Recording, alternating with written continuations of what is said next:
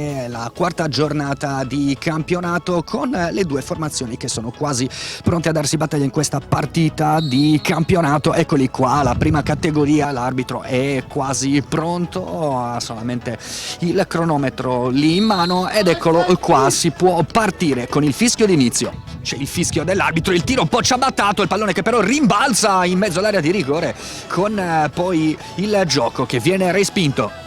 Poi c'è l'inserimento ancora di Medda, prova a far partire il destro, la palla si impenna, prova a partire con grande velocità, ci arriva prima di tutti proprio il cross in mezzo con il pallone che attraversa tutta l'area di rigore, con il pallone che adesso però arriva in mezzo all'area di rigore con il tocco sotto e la palla che finisce alta di un soffio. Ci ha provato Pilloni ma ritorna Argiolas, ancora la sua velocità, mette il pallone con il contagiri per la sforbiciata ancora di Pilloni in mezzo all'area, altra occasione per la Gialetto.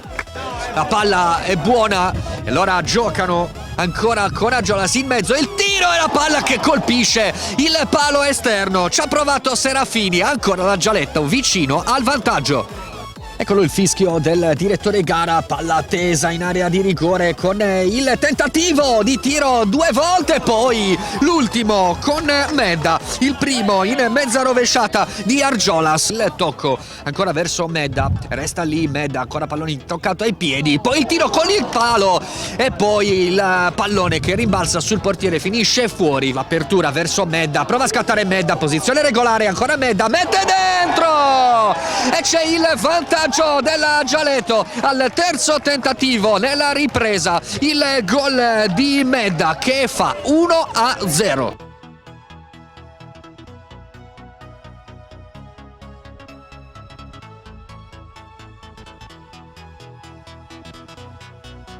C'è Azzori, tutta l'apertura sulla destra, palla regolare, ancora il tentativo, il tiro a girare di Viani, palla fuori di un soffio. Apertura per Medda, questa volta la posizione regolare, 2 contro 1, Pilloni in mezzo, c'è Medda, guarda il portiere, la mette in mezzo. Errore, era una cosa a metà tra il tiro e il passaggio. Ancora Frau, eccolo Camboni. Prova a fare tutto da solo, parte Caboni, solo davanti al portiere, poi prova con il tocco!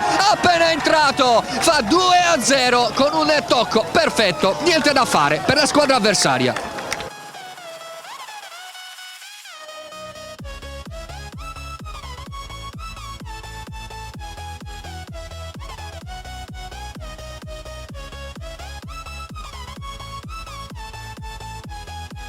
Eccolo Caboni, ancora lui con il controllo palla, prova lo scarico per Medda, in area di rigore, protegge il pallone, mette in mezzo, non ci arriva ancora Caboni. Allora è Pau che può andare in anticipo, poi il pasticcio di Pau, il tiro dalla distanza con il pallone che viene parato, ci ha provato Ladu.